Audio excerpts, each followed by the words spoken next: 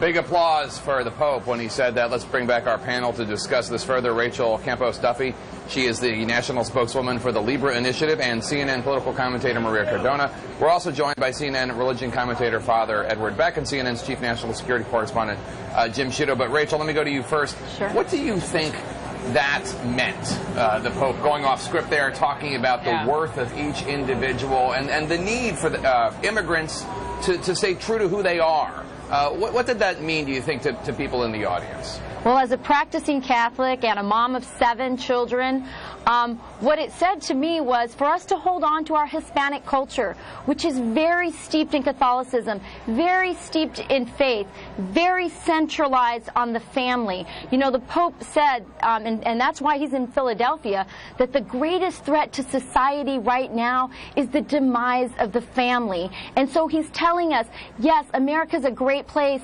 but don't you know, be able to resist these secular forces that are trying to homogenize us into a culture that really is devoid of God and of religion, which is why he made religious liberty such a big part of that speech. And I would also just say that it really dovetails very nicely with the other message that I thought he brought to America, which was about poverty. We know Hispanics are facing an over 50% out of wedlock birth rate. We know that the greatest way to fight poverty is to have a mother and father in the home. The greatest predictor of poverty is when there is not a father in the home. So he's asking us as Hispanics to protect family, to call for an enforcement or a protection of marriage, and to encourage that in our culture. Maria, to you, we heard the Pope end his remarks by twice saying you should never be ashamed of your traditions. Basically, embrace who you are. Do not try to hide it. Do not try to be like everyone around you, even if you feel uncomfortable at times. Then we heard Miguel Marquez speak to an 11-year-old girl of a family who has immigrated to this country and say, for the first time, she felt encouraged. I think that was such an incredibly key moment, Poppy, because it really underscored what the message of the whole visit of the Pope is about. And I got to tell you, I was completely overwhelmed. As a Catholic Latina immigrant from South America, I really felt that he was talking to every immigrant in this country and telling them that they should be proud of all of the contributions that they have been making to this society, that they should never feel denigrated. And I really believe that he was saying that to juxtapose, frankly, the incredibly denigrating hate speech that has been coming from the extreme right wing in this country towards the immigrants. But what also struck me is that he also essentially telling the immigrant community, you are called upon to be responsible citizens like those who came before you, to essentially continue contributing to this country and to this society. And you know what? That is what the 11 million undocumented immigrants in this country are dying to do, sometimes literally dying to do. All they want is to be able to come out of the shadows and really contribute to this country, to pay taxes, to go to college, and to serve this country the way that they believe this country has served them by giving them a second chance.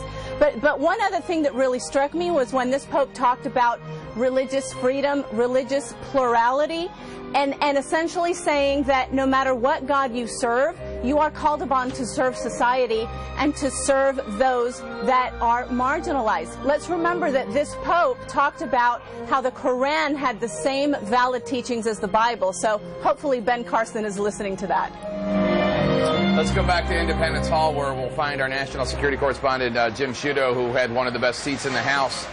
Jim, what are you hearing from people who attended the speech, and how did they take it? How did they receive it? Jake, I'll echo Maria right there before me to say that the way the message was taken in this crowd was that Latinos, other immigrants should embrace their differences, but also that in effect this country should embrace those differences. The biggest applause lines were things when he said, like, I ask you not to forget that like those who came before you, you bring many gifts to this new nation.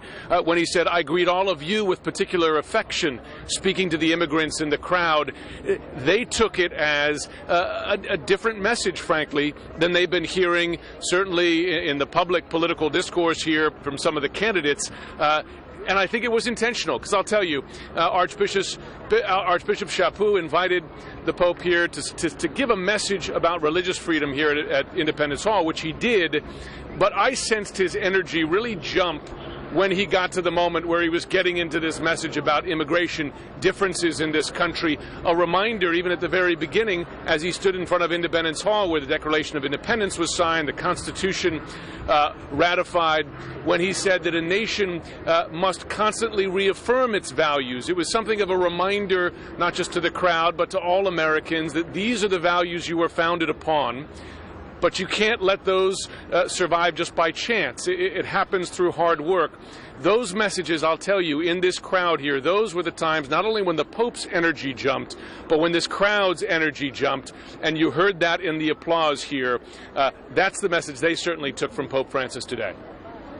Absolutely, Jim, and it reminds us what he has said time and time again, sort of to fight against consistently this globalization of indifference in so many different ways. We have to get a quick break in. Jim Sciutto, thank you. Rachel Campos-Duffy, Maria Cardona.